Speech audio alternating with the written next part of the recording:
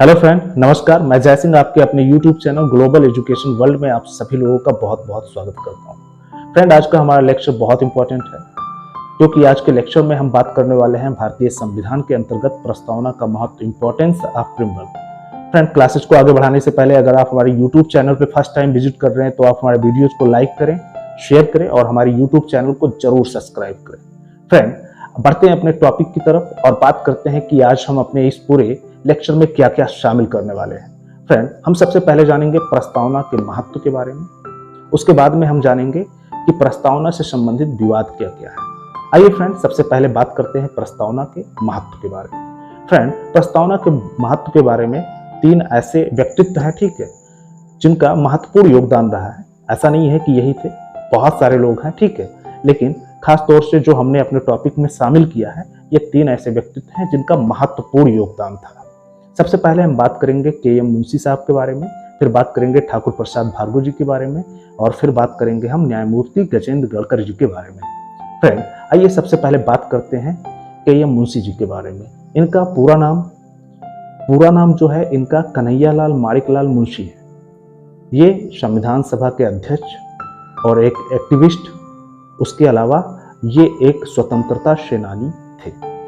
Friend, आइए सबसे पहले हम लोग जानते हैं कि इनका अपना सोच प्रस्तावना के बारे में क्या था, इनका अपना विचारधारा क्या था, इनका व्यू कैसा था, मत कैसा। फ्रेंड, इन्होंने भारतीय संविधान के अंतर्गत प्रस्तावना को एक राजनीतिक जन्मपत्री बताया है, पॉलिटिकल हेरोस्कोप कहा है। इनका कहना था या इनका मानना था कि जिस प्रकार से मनुष्य के जीवन के बारे में, मतलब जिस प्रकार से मनुष्य के भावी जीवन के बारे में जन्मपत्री एक रूपरेखा तैयार करती है, ठीक उसी प्रकार से प्रस्तावना संविधान के बारे में, उसके आदर्शों के बारे में एक रूपरेखा तैयार करती है। फ्रेंड, उम्मीद है कि ये पॉइंट आपको समझ में आया होगा। फ्रेंड, अब बात करते हैं ठाकुर प्रसाद भार्गव जी के बारे में। तो फ्रेंड, ये भी एक एक्टिविस्ट थे, स्वतंत्रता सेनानी, और उसके अलावा ये भी अपना एक महत्वपूर्ण योगदान देने वाले व्यक्ति थे। इनका दो क्षेत्रों में महत्वपूर्ण योगदान रहा है, एक तो संवैधानिक कानून में और एक के औद्योगिक कानून वगैरह बनते हैं उसमें बहुत महत्वपूर्ण, मतलब अद्वितीय योगदान दिया है इन्होंने। फ्रेंड, आइए इनके बारे में बात करते हैं। इन्होंने भारतीय संविधान के प्रस्तावना को आत्मा कहा है। इनका आत्मा कहने का क्या लॉजिक था, इनका अपना क्या मत था प्रस्तावना के बारे में। फ्रेंड, इन्होंने कहा है कि जिस प्रकार से मनुष्य के शरीर में आत्मा के बिना शरीर महत्वहीन हो जाता है, ठीक उसी प्रकार से प्रस्तावना के बिना संविधान का महत्व खत्म हो जाता है या महत्वहीन हो जाता है। तो फ्रेंड, ये भी पॉइंट आप लोगों के समझ में आया होगा, आई थिंक। और अब बात करते हैं लास्ट, जो हमारे न्यायाधीश गजेंद्र गढ़कर साहब हैं, इनका क्या मतलब प्रस्तावना के प्रति इनका क्या सोच था, जानते हैं। फ्रेंड, न्यायमूर्ति गजेंद्र गढ़कर के अनुसार भारतीय संविधान का जो प्रस्तावना है वो मतलब एक प्रकार की क्या है, संविधान निर्माताओं के मस्तिष्क को जानने की एक कुंजी है। इनका कहना था कि प्रस्तावना जो है वो संविधान का अंग नहीं है और ना ही इससे किसी विशिष्ट प्रकार की शक्ति प्राप्त होती है, लेकिन फिर भी संविधान निर्माताओं के मस्तिष्क को जानने की एक कुंजी है। फ्रेंड, यहाँ पर अब ये हम लोग समझते हैं कि इन्होंने मतलब न्यायाधीश महोदय ऐसा क्यों कहे, इनका क्या मत था।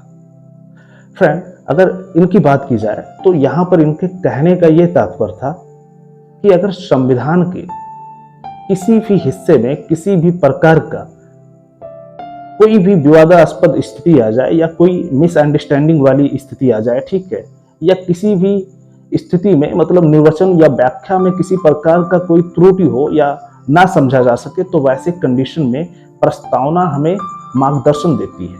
प्रस्तावना हमें ये बताती है कि संविधान को क्या करना चाहिए, क्या करना उचित है। यहाँ पर एक पॉइंट और इम्पोर्टेंट है फ्रेंड, ठीक है, उसको याद रखिएगा। इन्होंने तो कहा ही है कि प्रस्तावना जो है वो संविधान की आत्मा है, लेकिन डॉक्टर बाबा साहब अम्बेडकर ने आर्टिकल 32 को संविधान के प्रस्तावना का आत्मा कहा है। ठीक है फ्रेंड, अब बात करते हैं हम लोग प्रस्तावना से संबंधित विवाद।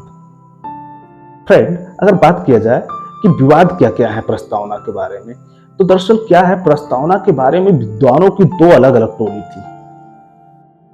पहले मत के लोगों का यह कहना था कि प्रस्तावना संशोधनी नहीं होनी चाहिए, और दूसरे मत के लोगों का मतलब दूसरे मत के विद्वानों का यह कहना था कि संशोधनीय होना चाहिए।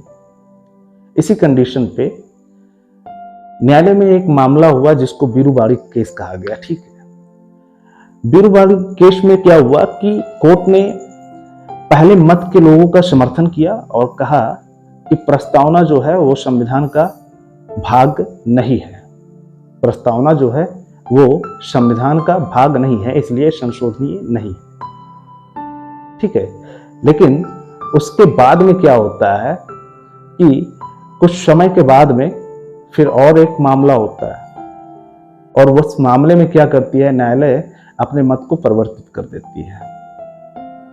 मत को परिवर्तित करती है और फिर कहती है, केशवानंद भारती बनाम भारत, इसमें वो कहती है कि प्रस्तावना जो है वो संविधान का ही अंग है।